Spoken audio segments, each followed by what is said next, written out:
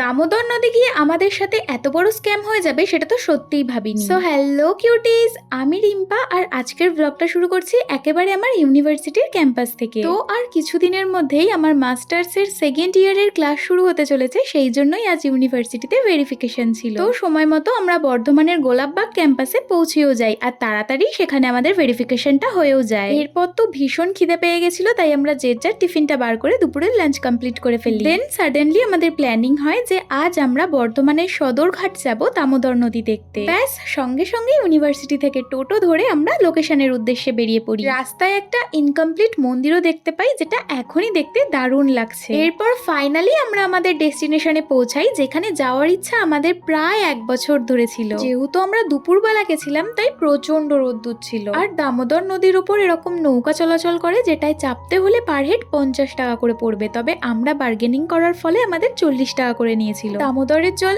এতটাই পরিষ্কার আর স্বচ্ছ যে নিচের শৈবালগুলো স্পষ্ট বোঝা যাচ্ছিল। আর নৌকা কাকুটা আমাদের বলেছিল যে নৌকায় করে আমাদের অনেকটা দূর একটা দ্বীপের মাঝে নিয়ে যাবে, কিন্তু আমাদের নৌকায় করে কিছুটা দূর নিয়ে গিয়ে একটা বালির চড়ার মাঝখানে নামিয়ে দেওয়া হয়। যেহেতু দামোদরের জলটা অনেক কম, তাই মাঝে মাঝে এরকম বালির চড়া দেখতে পাওয়া যায়। তো সেখান থেকে আমরা এরকম সুন্দর সুন্দর ঝিনুক কুড়িয়ে পেয়েছিলাম। তার সাথে নদীর উপরে এই ব্রিজের ভিউটা দেখতে জাস্ট অসাধারণ লাগছিল। আর নদীর চারধারে পড়ে থাকা ছোট বড় পাথরগুলো দেখে যেন দীঘার ভাইব আসছিল। আমার তো দামোদর বেশ ভালো লেগেছে। তোমরাও যদি লোকেশনটা চিনে থাকো তাহলে কমেন্টে জানিও। তাহলে আজ যাই, দেখা হবে নেক্সট মিনি ব্লগে। বাই।